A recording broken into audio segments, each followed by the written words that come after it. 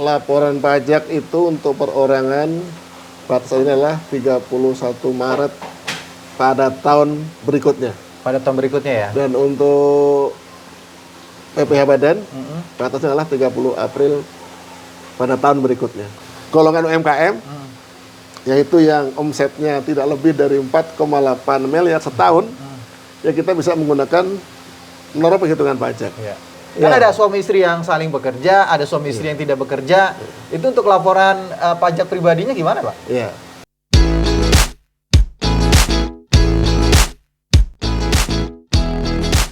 Assalamualaikum warahmatullahi wabarakatuh. Kembali lagi di YouTube channel Halo Pengacara. Apa kabarnya sahabat Halo Pengacara? Semoga baik-baik saja ya. Pada episode kali ini kita akan kembali melanjutkan episode yang pernah kita buat, yaitu terkait dengan pajak. Namun sebelum kita melanjutkan video ini, jangan lupa untuk terus mendukung YouTube channelnya Halo Pengacara dengan cara mensubscribe, kemudian memberikan like dan juga komentar. Jangan lupa juga di-share ya video dari Halo Pengacara. Dan pada kesempatan kali ini kembali saya ditemani dan didampingi oleh Pak Dite Abimanyu. Beliau adalah alumni STAN yang juga kebetulan berprofesi sebagai konsultan pajak dan konsultan keuangan. Selamat datang Pak Dite. Selamat datang. Ya, pada saat ini juga kita mau menginformasikan bahwa kita saat ini sedang berada di Kabupaten Batang ya Pak ya. Iya. Dalam rangka untuk memberikan edukasi kepada masyarakat seluas-luasnya terkait dengan permasalahan-permasalahan hukum yang mungkin saja saat ini sedang dihadapi oleh masyarakat Indonesia.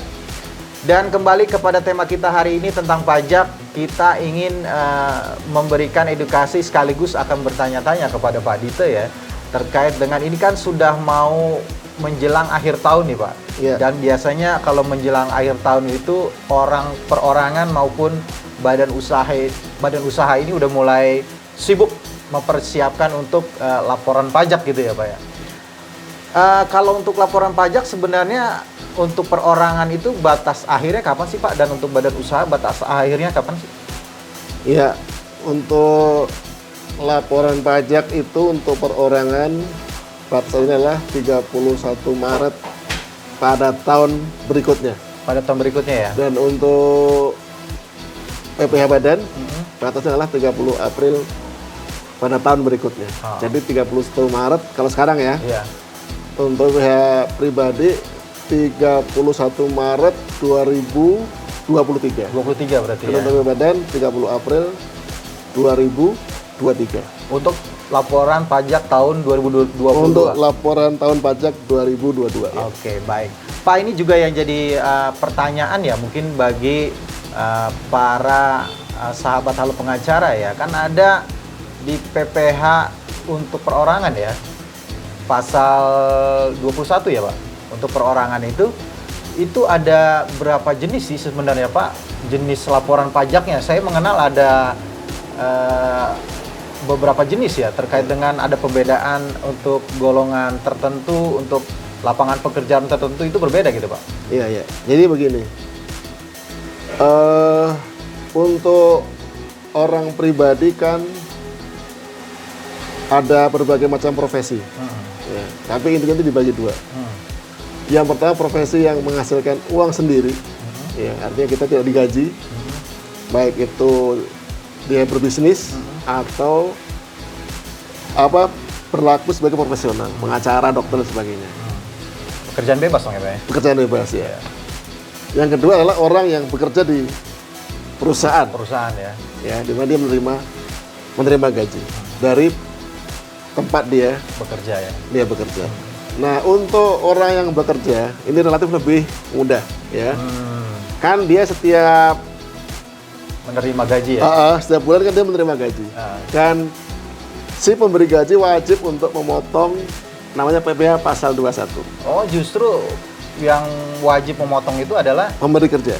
Dalam hal ini ya kalau itu perusahaan gitu ya, perusahaan yang motong ya, iya, gitu ya. Dia wajib untuk memotong ya, gaji karyawannya dan kemudian menyetor ke kantor pajak ya, ke kas negara. Itu disebut pasal 21 ya. Nah, kalau kita orang pribadi ada dua macam juga nih. Ada yang bekerja pajak hanya pada satu perusahaan. Dan ada yang bekerja di beberapa perusahaan. Atau orang yang bekerja di satu perusahaan dan juga dia punya penghasilan dari pekerjaan bebas. Ya. Nah, untuk orang yang bekerja pada satu perusahaan saja, ini relatif mudah. Dia hanya perlu melaporkan pajaknya setahun sekali, SPT tahunan. Oke. Nanti dia menunggu bukti potong dari perusahaan. Nanti kan akhir tahun dia Tinggal melaporkan gitu ya? ya membuat bukti potong untuk masing-masing karyawannya. Iya, iya. Nah, dari bukti potong itu kita membuat SPT PPH orang pribadi. Oke. Ya. Ini banyak yang mungkin masih belum mengerti, ya, belum paham. Seolah-olah kalau dia udah terima bukti potong, dia udah selesai kewajibannya, ya kan? Ada kewajiban karena dia lanjutan, sudah ya? pernah bayar pajak kan? Iya, iya. Memang udah selesai kewajiban bayar pajaknya. Mungkin perusahaan udah ngitung netnya lah ya, Iya, mungkin sudah selesai. Tapi dia wajib untuk membuat laporan pajak. Melaporkannya ya? Ya, SPT orang pribadi. Ya kalau dia penghasilan cuma dari situ ya udah disalin mentah-mentah aja dari situ. Iya, iya. Ya sudah ada di situ angkanya. Iya. Nah, tapi untuk orang yang bekerja di beberapa perusahaan, ya atau dia bekerja di perusahaan dan kemudian dia memperoleh penghasilan bebas, berarti kan sumbernya tidak satu. Maka dia pada akhir tahun atau bahkan tiap bulan dia harus membuat SPT ya setiap bulan, ya laporan pajak tiap bulan, gitu. Sesuai dengan penghasilan yang ada. Terus yang profesi kedua tadi orang yang bekerja bebas. Bebas. Artinya dia tidak diberi gaji. Nah, ini Profesi lah begitu. profesi atau bisnis. Oke. Nah, ini juga setiap bulan dia harus melaporkan pajaknya. Atau membayar pajak ya, kemudian melaporkan pajak yang telah dibayarkan gitu. Kalau yang perusahaan tadi kan dia dipotong ya oleh perusahaan Iya, gitu ya. iya. Kalau untuk yang pekerjaan bebas gimana Pak? Berarti dia kan tidak ada yang motong gitu Tidak ada kan. yang motong ya? Ya dia melaporkan berapa penghasilan dia per bulan. Nanti ada caranya lah, ada cara penghitungannya. Kemudian dia melaporkan itulah. Oh, berarti dia Membayar tiap bulan.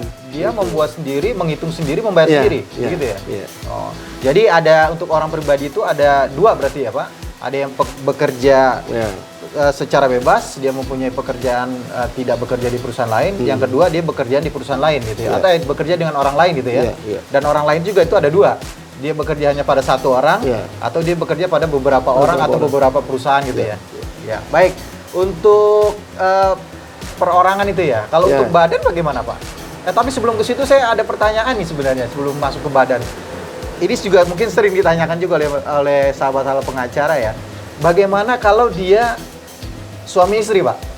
Kan Ya. ada suami istri yang saling bekerja, ada suami istri yang tidak bekerja. Itu untuk laporan pajak pribadinya gimana, Pak? Iya. Jadi untuk suami istri yang bekerja, ya kalau dia mau disatukan, artinya NPWP-nya cuma satu, ya, dia harus melaporkan ke kantor pajak. Dia ya semacam mendaftar lah bahwa saya ini ikut suami.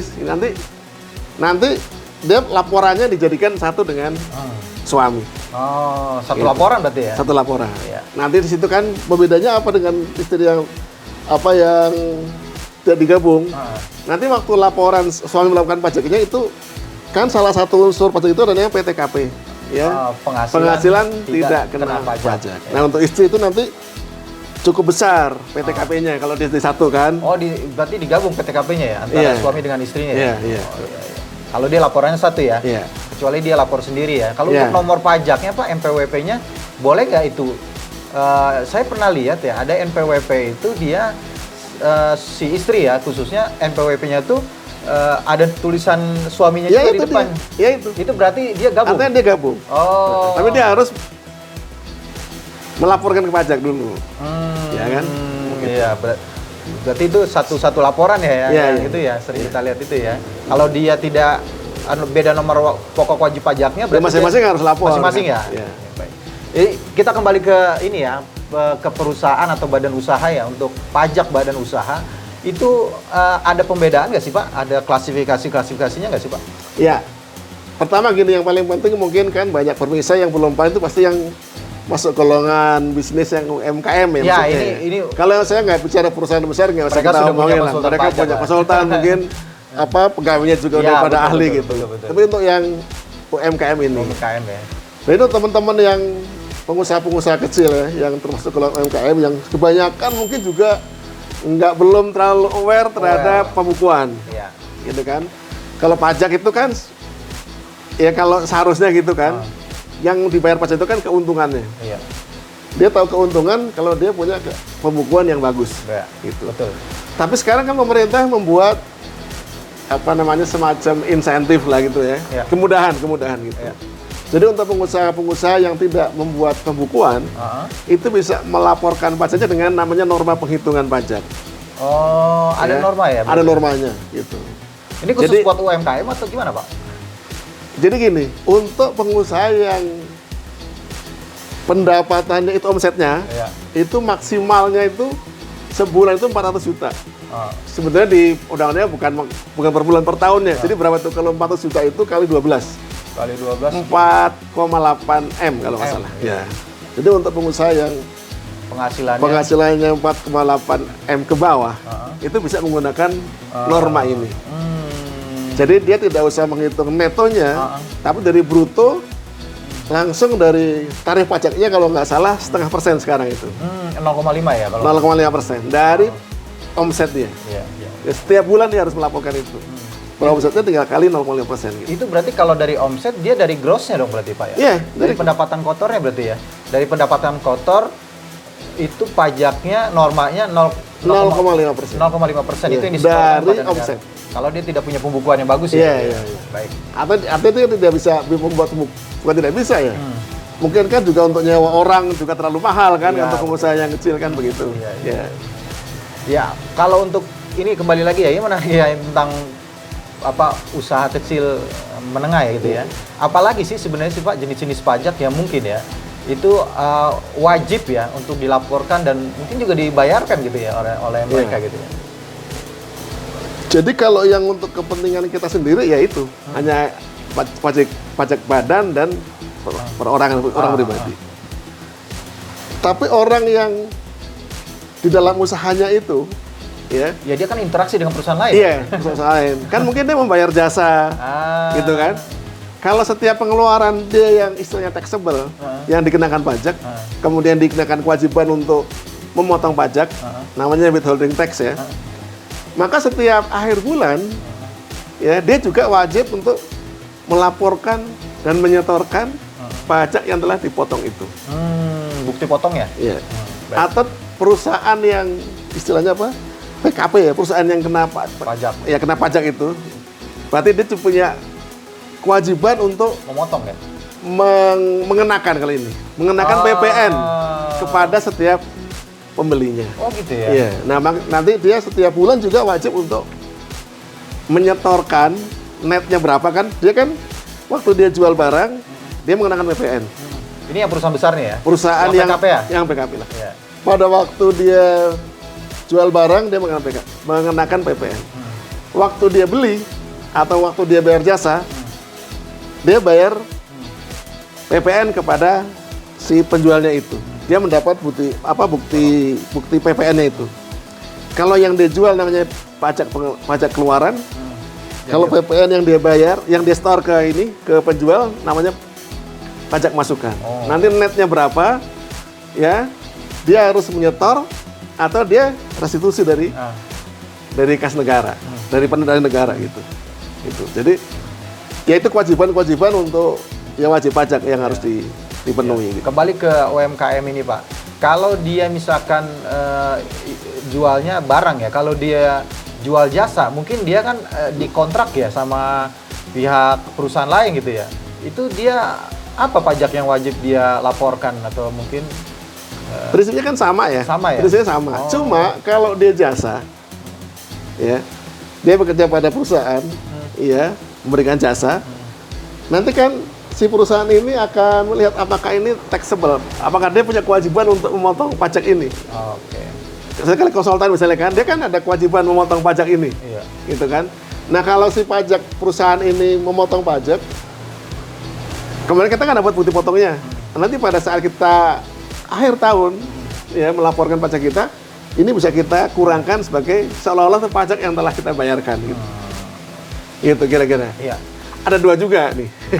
Dua lagi jenisnya. ya. Iya. Kalau pajaknya itu kategorinya pajak final, maka bukti potong itu ya sudah final. Kita nggak bisa mengurangkan dari pajak yang akan kita bayarkan. Gitu. Tapi kalau pajaknya itu bukan final, nanti pajak yang harus kita bayarkan berapa, pajak yang telah dipotong oleh pemberi pekerjaan kita tadi berapa netnya, nah itu yang kita setorkan ke kantor pajak. Ya, intinya sebenarnya kewajiban pajak bagi badan usaha ya, dalam hal ini khususnya kita mungkin UMKM gitu ya, itu sebenarnya yang paling utama adalah terkait dengan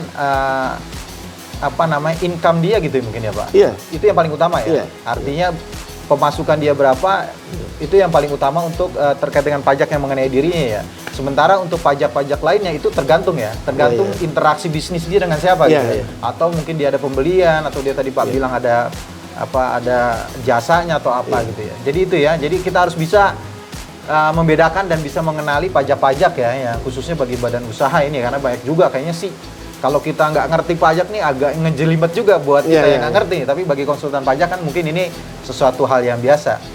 Nah ini yang terakhir mungkin Pak Dito ya. Menjelang akhir tahun, ada kesibukan baru untuk mempersiapkan laporan pajak. Kiat apa Pak yang mungkin bisa dibagi kepada sahabat Halo Pengacara dalam hal ini mungkin bagi mereka atau sahabat-sahabat yang mempunyai usaha gitu ya. Ya, katakanlah tadi yang Bapak bilang yang belum mencapai 4,8 miliar per tahun gitu ya. Kiat untuk melaporkan pajak ini apa aja yang perlu dipersiapkan Pak? Untuk supaya laporan pajak ini clear lah gitu ya, kira-kira gitu ya. Yang pertama itu, yang sering itu jangan menunda pekerjaan, kan begitu. Karena biasanya kan kalau sudah akhir tahun atau pala bisnis justru sibuk di akhir tahun kan nggak sempet. Ya. Perlu diketahui bahwa sistem kita kan self assessment. Artinya kita diberikan kepercayaan oleh negara untuk menghitung pajaknya sendiri. Tapi jangan lupa juga ya, dengan sistem itu nanti kantor pajak juga akan men-sampling kita. Saya nggak tahu bagaimana cara men-samplingnya, tapi bisa jadi kita juga akan kena sampling untuk diperiksa oleh kantor pajak. Nah, agar kita terbebas dari itu semua,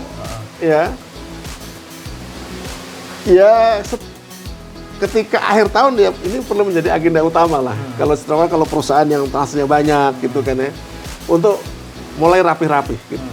Ya, rapi-rapi pembukuannya. Terutama untuk sahabat-sahabat yang tidak menggunakan norma tadi. Penghitungan pajaknya tidak menggunakan pakai norma tarif yang biasa gitu. Ya. Tentu itu butuh waktu. Ya, butuh pekerjaan yang ya kita tahu lah, orang-orang pembukuan itu pasti udah biasa tuh. Kalau akhir tahun itu lembur-lembur itu udah pasti biasa. Tapi itu jauh lebih baik kalau kita mempersiapkan sejak dini. Ya, karena makin ditunda nanti makin banyak pekerjaan gitu. Nah, ini sebulan menjelang tutup buku, ya mudah-mudahan sahabat-sahabat itu bisa mengalokasikan waktu khususnya gitu untuk mempersiapkan laporan keuangan dan sekaligus untuk menyiapkan laporan pajaknya. Termasuk dokumen-dokumen bukti potong. Dokumen-dokumennya. Dan untuk sahabat semuanya, ya terutama ini biasanya kita kurang aware nih, yang nggak punya pembukuan, ya sekali lagi saya ingatkan gitu, bukan saya ingatkan, saya informasikan. Yang lebih tahu saya informasikan bahwa kita mendapatkan kemudahan untuk membayarkan pajak dengan norma penghitungan pajak, yaitu kalau yang termasuk golongan UMKM, yaitu yang omsetnya tidak lebih dari 4,8 miliar setahun, ya kita bisa menggunakan norma penghitungan pajak. Ya, artinya soal pembukuan itu bisa kita abaikan sementara gitu, kira-kira begitu. Tapi kan nggak bisa selamanya ya Pak ya? Iya, itu ada batas waktunya, terus sampai lupa 7 tahun atau berapa itu ya? Gitu. Ada batas waktunya. Ya saya lupa berapa tahun gitu. Ya artinya kita tidak terus menerus bergantung dengan itu ya. Iya, itu kan untuk memberikan semacam kemudahan gitu, agar kita taat pajak sementara kita bisa mempersiapkan. Ya, kemudahan diberikan oleh negara ya untuk dalam hal ini pemerintah untuk para pelaku usaha menengah ya, untuk melaporkan pajaknya. Berpartisipasi dalam pembangunan lah gitu ya. Ya, tapi kan bisa jadi juga untuk next laporan pajak ya mungkin tahun depan ya. Perapihan lainnya mungkin bisa nggak Pak? Laporan pajak itu kemudian dilaporkan setiap bulan gitu. Agar mungkin tidak berat gitu, tidak... Memang wajibnya setiap bulan. Kalau setiap bulan justru bebas. Oh, justru setiap bulan tuh. Gitu. Yang kedua begini, walaupun kita nanti pajaknya misalkan yang sama selama ini belum dibayarkan, nanti waktu kita membuat laporan pajak akhir tahun itu bukan sekian setahun penghasilannya berapa kemudian dikali 0,5%, tapi dirinci kan per bulan. Tetap kita per bulan gitu. Oh, tetap harus ada rinciannya gitu. Tetap per bulan bayarnya itu. Maksudnya tuh apa SSP-nya ya, bukti pajak itu harus per bulan, bukan setahun jadi satu. Oh, iya gitu. iya. Jadi tetap nah, mudah-mudahan tidak dikenakan denda gitu. Harusnya sih dikenakan denda tetap yang telat-telat itu ya gitu. Gitu. Baik. Jadi 2 kiat ya, Pak ya. Jadi harus mulai dari sekarang harus sudah mulai mempersiapkan ya, termasuk mempersiapkan dokumen laporan keuangan ataupun dokumen-dokumen terkait lainnya seperti bukti potong dan lainnya untuk pelaporan di bulan apa Pak? Badan paling lambat Mas. Tapi lebih cepat lebih baik kan? Lebih cepat lebih baik ya. Setelah Desember pastinya kan? Iya. Yang menggunakan tahun Januari sampai Desember. Kan ada juga yang Maret sampai Februari gitu kan ada juga. Tapi sebagian besarnya kan Februari sampai Januari sampai Desember. Gitu. Artinya ini setiap sebulan lagi kita tutup buku. Gitu. Dan yang kedua, jangan lupa bahwa pelaporan itu setiap bulan gitu sebenarnya gitu ya laporan. Ya, untuk yang pekerja bebas tadi ya. Iya. Tapi kalau yang bekerja di satu perusahaan akhir tahun. Akhir tahun ya. Baik, terima kasih Pak Dito atas sharingnya. Mudah-mudahan sangat memberikan manfaat buat sahabat Halo Pengacara semua. Dan apabila masih belum paham juga, ya silakan menanyakan permasalahan terkait dengan laporan pajak ini kepada Halo Pengacara, baik bisa melalui aplikasi Halo Pengacara maupun melalui komen di bawah video ini ya. Sekali lagi terima kasih telah menyaksikan. Salam Halo Pengacara. Assalamualaikum warahmatullahi wabarakatuh. Waalaikumsalam.